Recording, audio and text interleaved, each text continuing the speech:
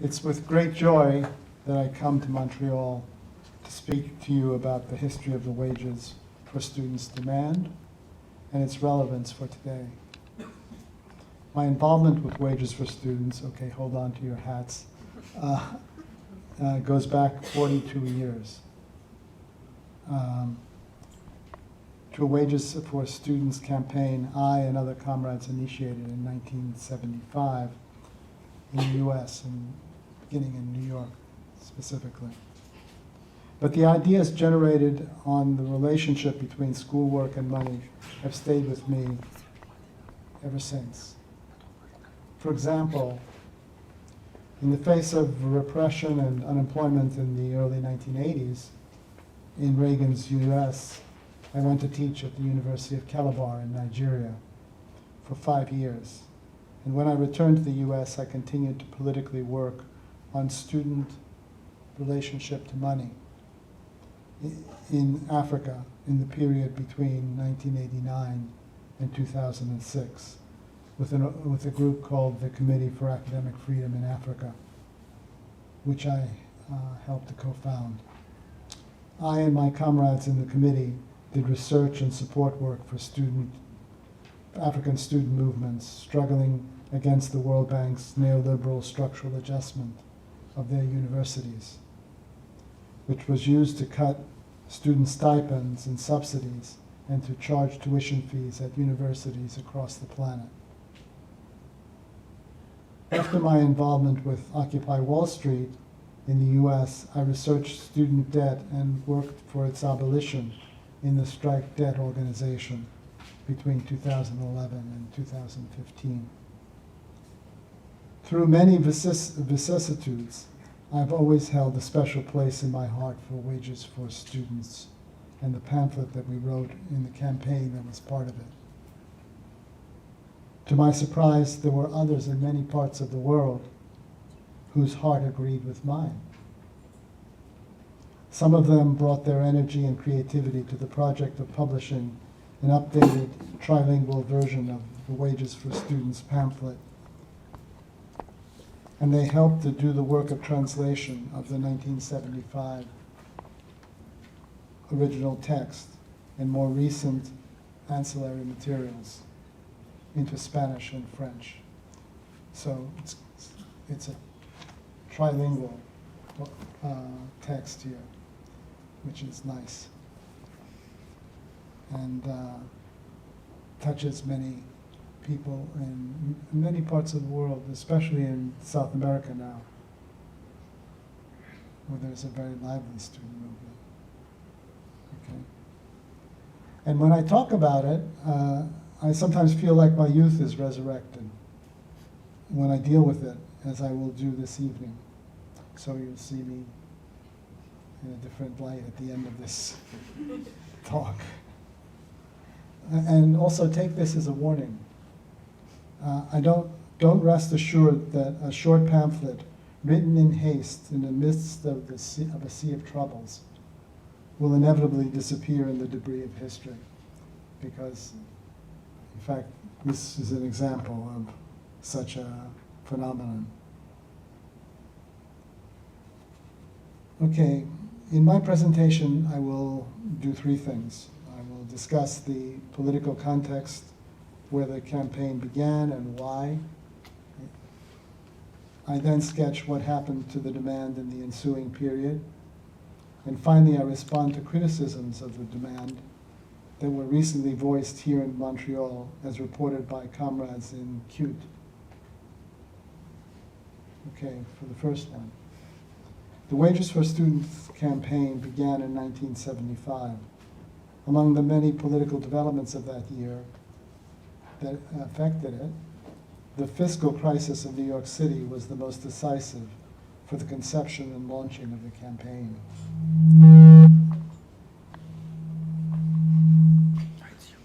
It's me? Yeah. It's me.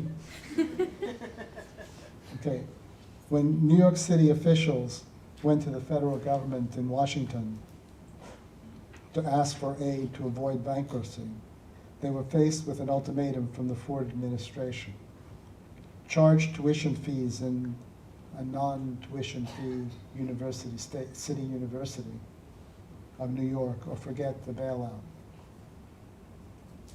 In retrospect, the ultimatum marked the transition from a policy where the state takes on some of the responsibility of reproducing the working class to a neoliberal one where the state refuses to take on responsibility of social reproduction and leaves it to the market. We sensed that this was our last chance to stop the transition. So, with the Wages for Housework movement as our model, we began to put wages for students on the agenda of the student movement in New York and in Massachusetts as a start. We went to classrooms in colleges and high schools and joined student demonstrations with a pamphlet, Wages for Students, as our manifesto. We were also inspired by developments in Italy, as in the Operaista movement, where in the late 60s, students had been campaigning for a pre-salario, arguing that education is preparation for work, so the bosses should pay for it. We were also inspired by the Italian auto workers' demand for 150 hours. This 150-hour demand was for those many hours, 150 hours a year, which is about a month out of a year.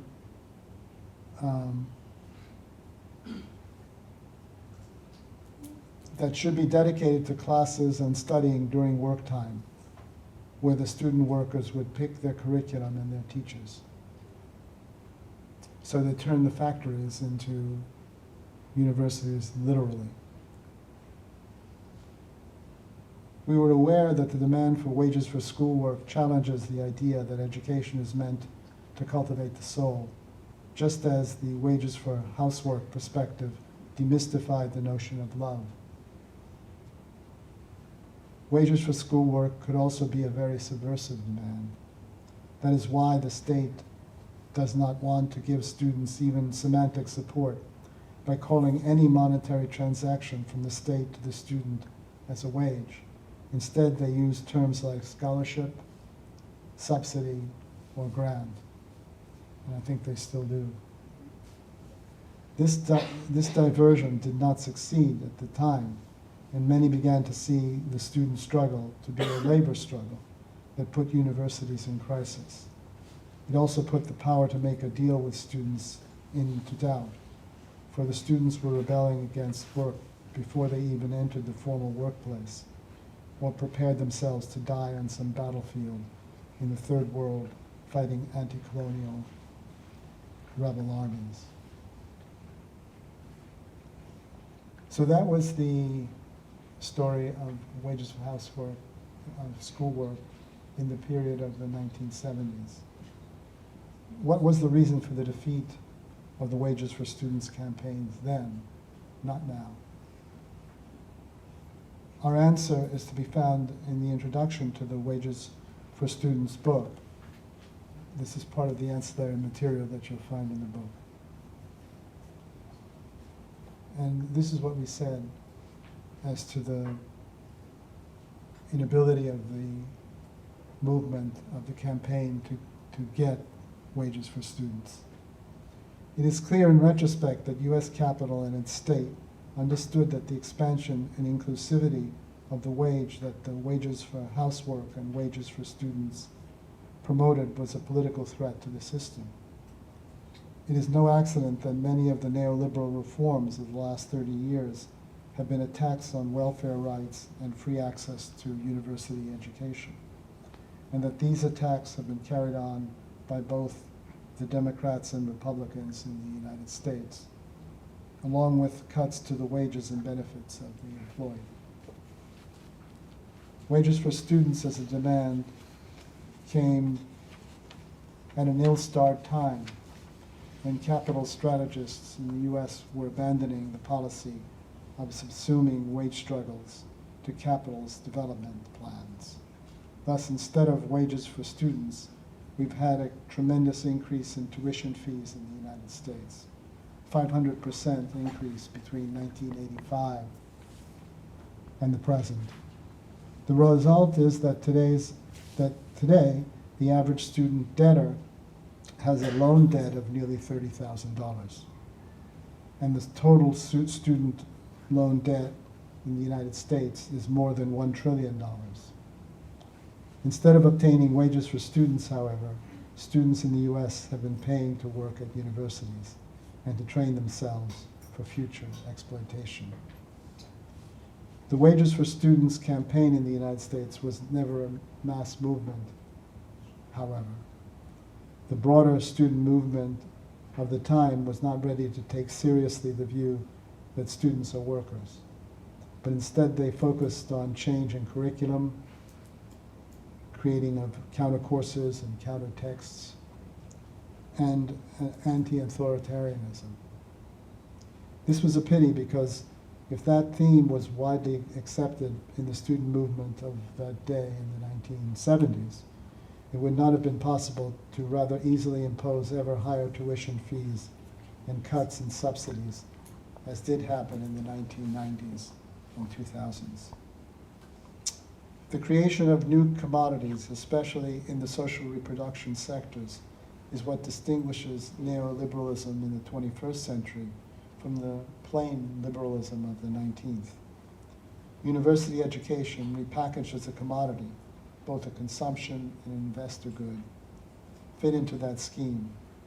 The united front of capitalists and their political agents against any wages for students campaign made it difficult to make headway in this climate since the 1980s.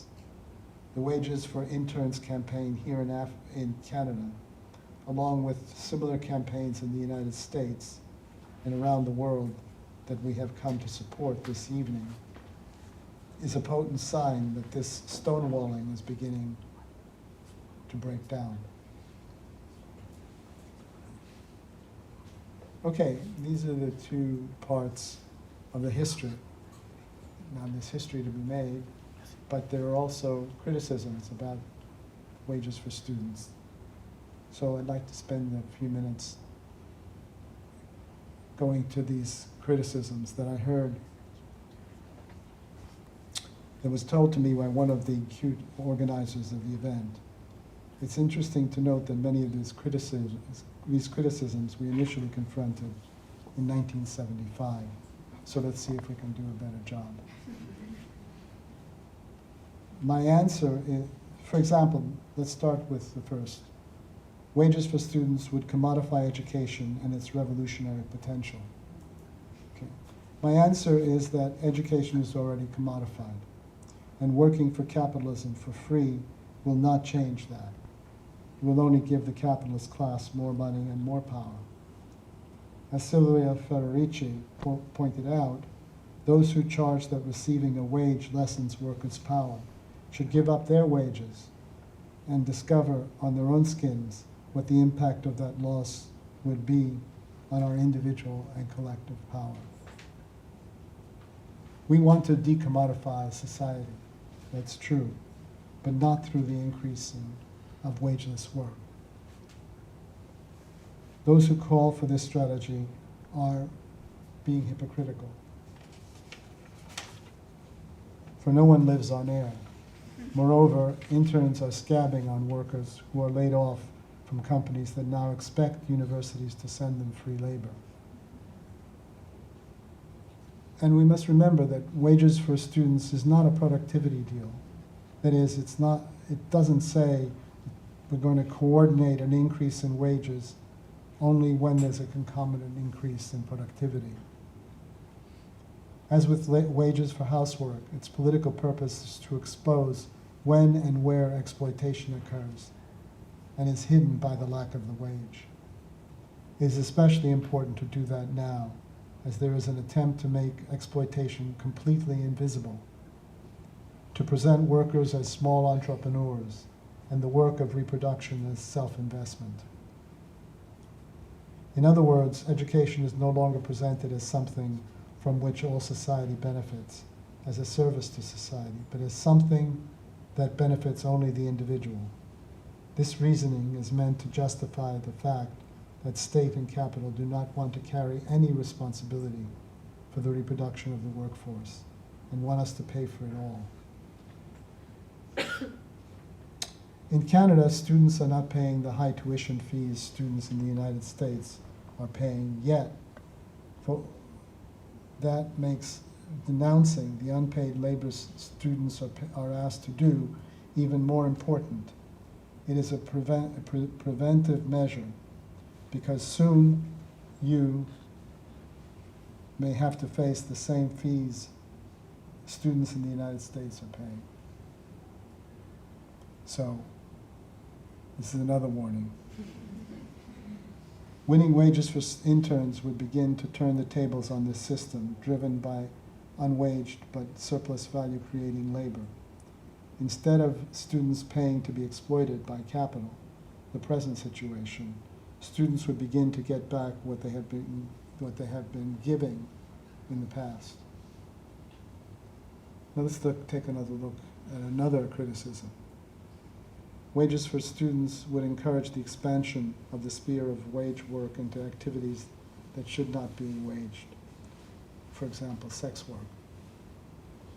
As a starter, sex work is work and should be paid a wage.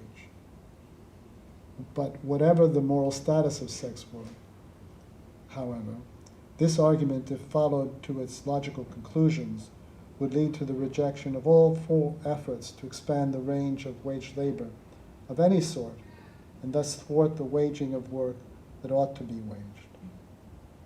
Slave labor is wageless, but it would require an extreme anti-abolitionist who would argue that the liberation of slaves into wage labor should not be done because, say, it might embolden some to demand payment for the use of their kidneys. Anyway, who is to decide what work done in capitalist society is to be done for a wage? In the history of capitalism, such decisions are made through inter and intra-class struggles. After all, the US Civil War was fought around the question, was agricultural work like cotton planting and harvesting to be waged or not? That's the second criticism in my response to it. The third criticism is the following. Schoolwork does not create value. What is work is only what is measurable and profitable to the capitalists, and is a pure expression of a quantity of work.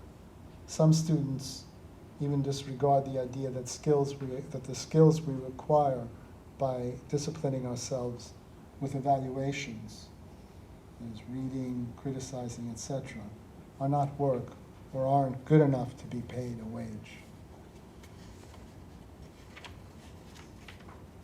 The conception of work in this critique takes factory labor, measured by the social clock, as the paradigm. But there are many non-factory-like forms of work that are waged. Many of them are recognized under the rubric of task work. For example, much artistic and cultural production does not operate in stopwatch monitored time. The contracts in these fields, though they are based on task time that does not flow evenly, but rather in stages, are dependent on time all the same. Another aspect of this criticism is that it proposes the degradation of schoolwork. Capitalists are always anxious to tell workers that their work is valueless or not very productive. Hence, this work deserves a small or no wage. They are continually predicting that machines will replace human labor within a decade, or half a century, or perhaps a century, in order to devaluate labor right now. They dance this devaluation ritual for a very simple reason: to weaken the wage demands of their workers and put them on the defensive by threatening that they are replaceable, if not now, soon. Workers discovered long ago that the best way to determine the value of labor power, which is what the capitalist purchases with the wage, is to collectively deny it to the capitalist. This is the crucial experiment, testing the following question for wageless interns. Will the loss of the labor of interns hurt the bottom line? The interns are about to launch this experiment tomorrow. I'll wager that we shall hear an early 21st century version of capitalist laments in the coming days. So I've done my 3 things. And I'm happy to be here. Let me just say that again, and look forward to our discussions.